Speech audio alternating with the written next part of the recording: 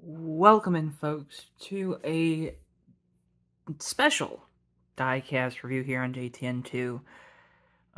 We are taking a look at Jamie McMurray's 2008 Irwin Tools Ford Fusion. This is a Motorsports Authentics diecast. Predecessor to Lionel before Lionel bought all of Motorsports Authentics and Action. In 2011 or 2012, I can't remember the exact year, but that time frame. So yeah, we're gonna take a look at this. Thought it'd be kind of cool to do a throwback retro-esque diecast. Actually found this one at a barn sale for $15, which was a pretty sweet deal. Wanted to take it out of the box and look at it too, so one excuse to make another video for you guys here on JTN2. Make sure you drop a like, subscribe.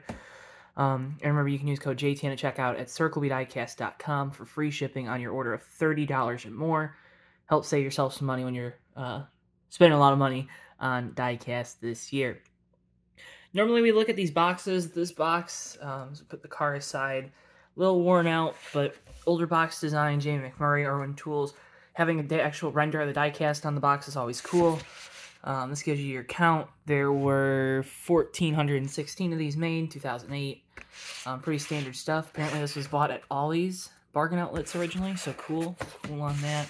And Jamie McMurray, yeah, and Irwin Tools, you know, all your licensing stuff. I'm not going to make this one a super duper long one because the car is pretty spectacular. These old COTs, I know there's probably a lot of folks with some nostalgia for these cars, and these old COTs are really special, really cool. I actually never had a COT with a wing up until I got this car, because I was a lot younger back then, and it was a lot easier to buy some 164s than 124s. I'm sure there's a lot of folks that know exactly how that is, but give you a quick little spin. Wish I had my turntable, and hopefully that squeaking noise doesn't come through too bad with the wheels, but good looking car. This, of course, this is Jamie McMurray, for folks maybe newer, took over pretty much for Kurt Busch after Busch was let go from Roush. And what was the 97 team became the 26 team, or at least sponsorship moved that way. So that's why you see Irwin Tools, which was a big backer of Busch, as well as Crown Royal, which was also on the 97 car. Not as frequent, though, as when McMurray took over the 26. But I do believe Crown Royal was on that car. Sharpie, Rubbermaid were also a couple big companies on the old 97 car, but especially for Kurt's championship season. But this Fusion, a really good looking diecast, basic paint scheme, right? They don't design them like this anymore, but a really cool car. So let's go through it. Obviously, you got all your contingencies, and it wouldn't be a diecast review here on JTN without me reading off every single contingency logo for you. So this one's going to be a challenge. Let's start here. Below the A-post, so you have your NASCAR race car, your Sprint Cup logo, Coors Light, Autometer, Denso, Jessel, I'm saying these all wrong, I know it, Slant, Mechanics Wear, Holley, EFI, DirecTV, USG, Dow, EA Sports, It's in the Game, Mag Tools, 3M, Jegs, and K&N. And then here on the front, you got Gator back belts, Moog, or Moog, or Moog, whatever you want to say, Edelbrock, Clevite. I believe that's Rebestis. Yes, that is next to the Sunoco logo there. Sunoco logo. That would be a pretty good mixed drink, wouldn't it? Yeah, so that's the car, or at least the contingencies there. Yeah, your 26 kind of missed this number font. It's a good looking font. I believe this 6, if you look at, it's close to the old Mark Martin 6, as well as when Bubba Wallace was driving the 6 car for Roush in the Xfinity Series. It's a very similar font. I believe Wallace's 6 was skewed a little bit more towards the back of the car, so top of the number to the back, front, or bottom of the number to the front. Nonetheless, really cool looking number. You got Jamie McMurray's name there. Ford Fusion. Let's see if we can't zoom in. Oh, look at that. Ford Fusion, Irwin Tools, Valvoline, Coca-Cola, Bullseye? I think that says. Not sure. Jamie McMurray's name on the name rail. He always had a really basic name rail. When he started driving the McDonald's cars, I think he had Big Mac or McFlurry on there sometimes. So cool branding there. Irwin Tools, Irwin Vice Grip. Champion and Sherwin-Williams, and then Crown Royal logo there with no Crown Royal branding, but you know it's the Crown Royal logo. And then, of course, the old end wing plate sponsorships, Irwin Industrial Tools there. So a couple different tools being promoted from the Irwin brands.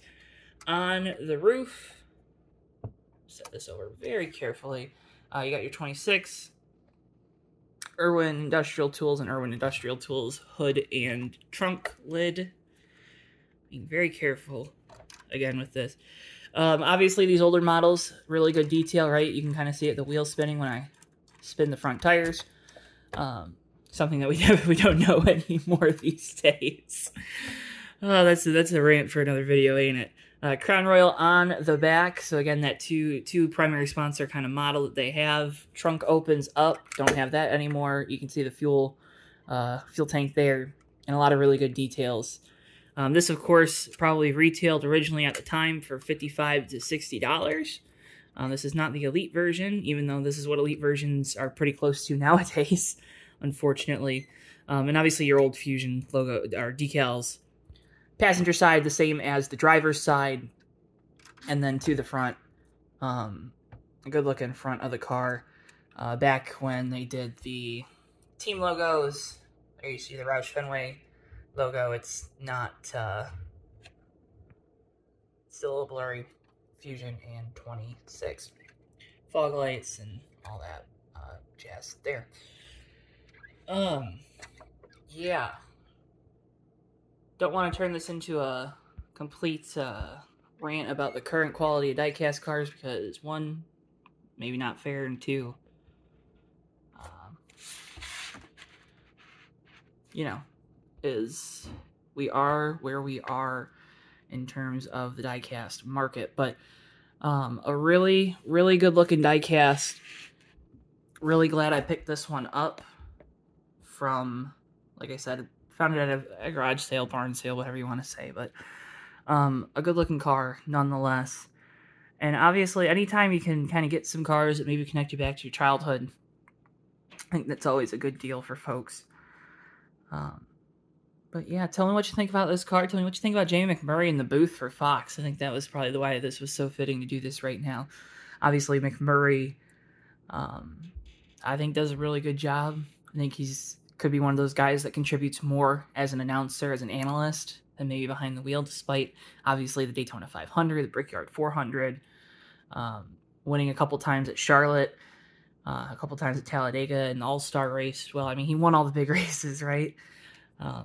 So obviously, I think Jamie McMurray a little underappreciated for what he was as a race car driver, and should be appreciated for what he is as an analyst for Fox Sports, doing a really good job this year. The couple races that he's been, and always does a good job in the studio stuff too. But folks, with all that being said, cannot thank you enough for tuning into this one. Again, really like this car. This isn't where I can give you like a rating, tell you if you should go get it, because obviously you'd be scouring the interwebs, looking at eBay, Facebook, all your different posting websites. But again, a really good looking diecast car. Really, really glad I got this one. Wow, that's crazy. You zoom in a little bit and it looks a lot better. Really glad I got this one though. It's a really cool looking car. If you get the opportunity, I always say get cars that you want. Maybe not even cars that you want. Maybe just get some that look cool to you, or that can kind of connect you back to some time when you're maybe a little happier, or you have fond memories of. But anyways, guys, I've been Joe. Diecast review, Jamie McMurray's 26 Irwin Tools Ford Fusion from 2008. Can't thank you enough for watching, as always. Like, subscribe, do all those things. We appreciate it, as always, and we'll see you guys in the next one right here on JTN2.